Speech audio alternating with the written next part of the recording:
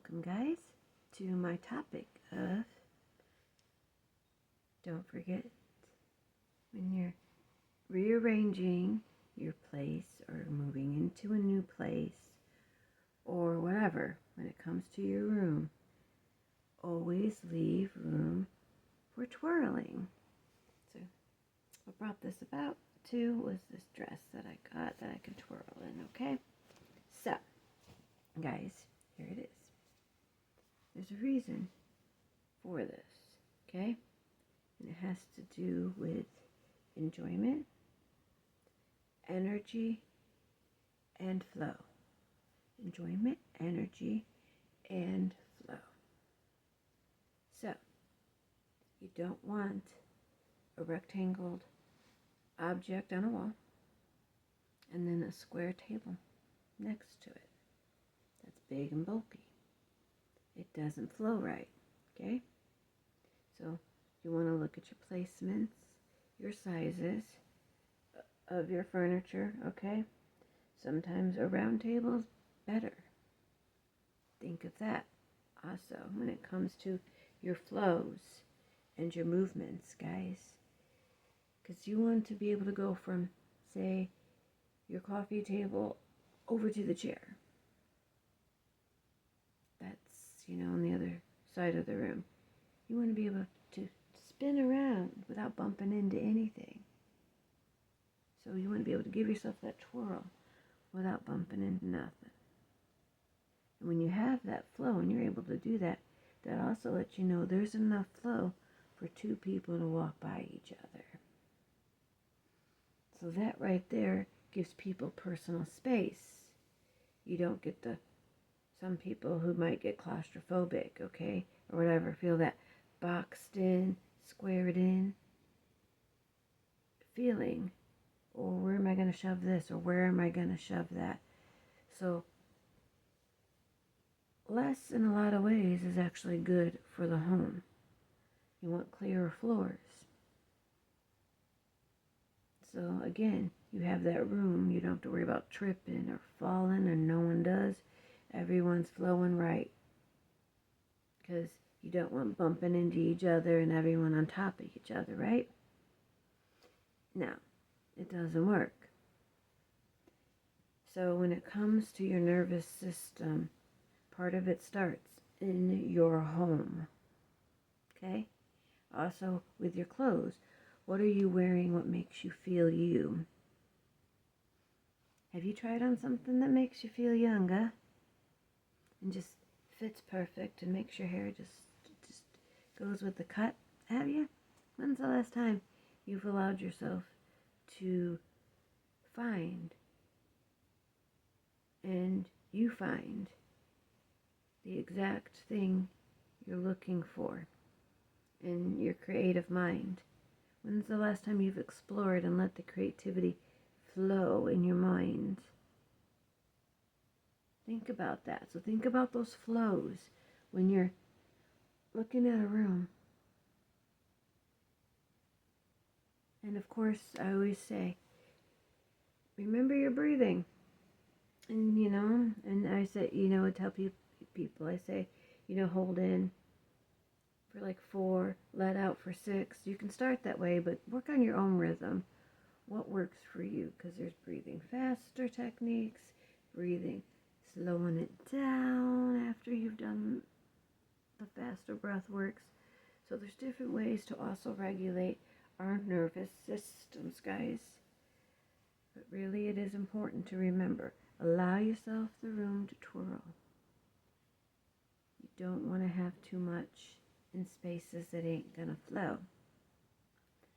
Water and the sound of it is also good if you can have it towards a doorway without having friction of things in a doorway also. Also, you don't want things right at your doorway. You want enough room in your doorway, so you don't want to have a door and have things behind it of your entryway to bring more positive energy into your home. So if you get a chance and you're designing a home, a functional way would be to have to the side of the door between the door and the garage. And this should be a standard in every home, okay? To have a flow this way.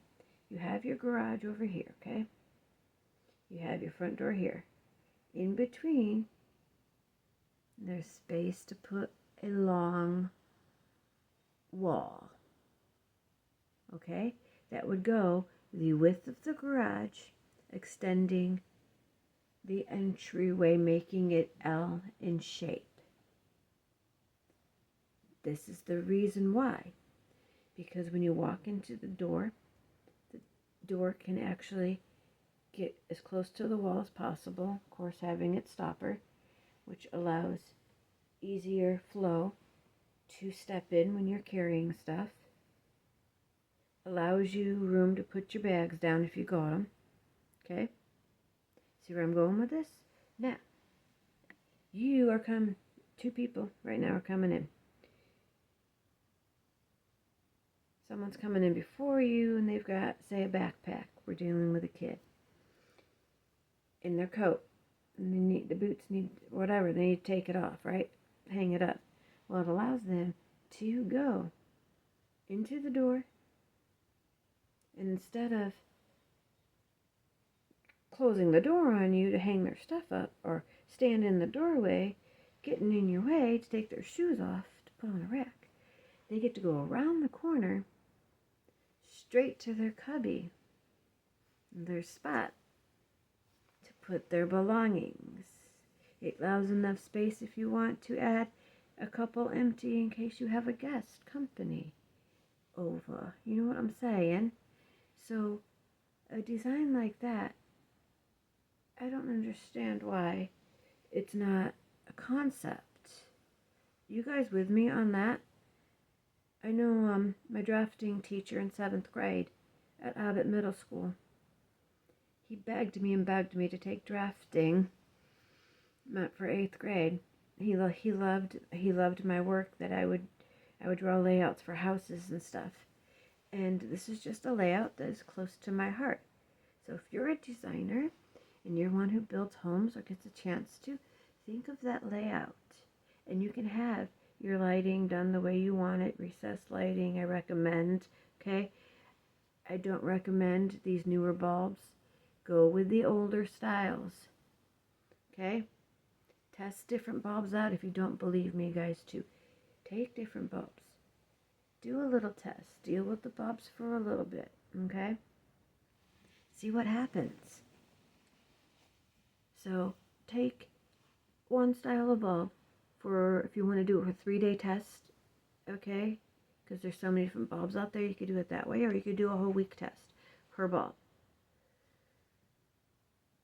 But have every bulb the same type. Write down the effects you're having with it, that you've noticed with your body, your head, your mood, your fogginess, things like that, okay? Can't sleep, can sleep, whatever's, okay? Anyway, just journal it down. Then swipe out all the bulbs for another one that's the same style.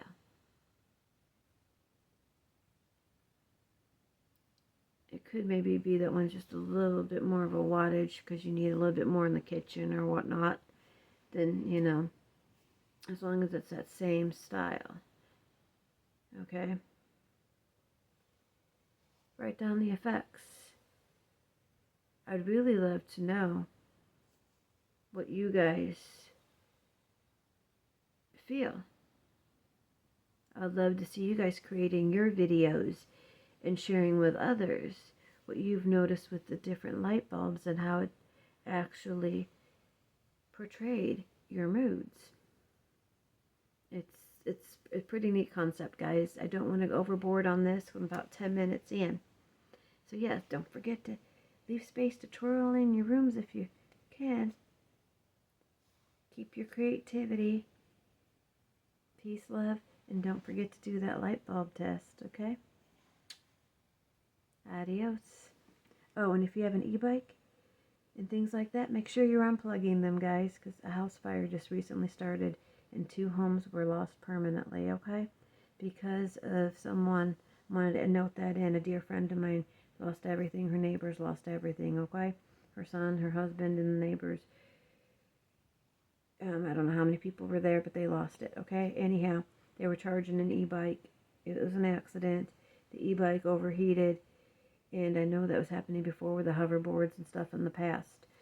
So always remember, if you're done charging your cell phone or anything like that, unplug it. Same thing with your microwave. If you can unplug that microwave or whatever, you're not using it, unplug it. You don't need the time on the microwave anyway, because you got it on your phone, right? Or old-fashioned, you could have it on the wrist. So there's my safety tip I wanted to add in there as well. Of course, the whole video is a little safety tip for you, because I want everybody to be clear-minded and thinking for themselves without distractions. This is Twirl.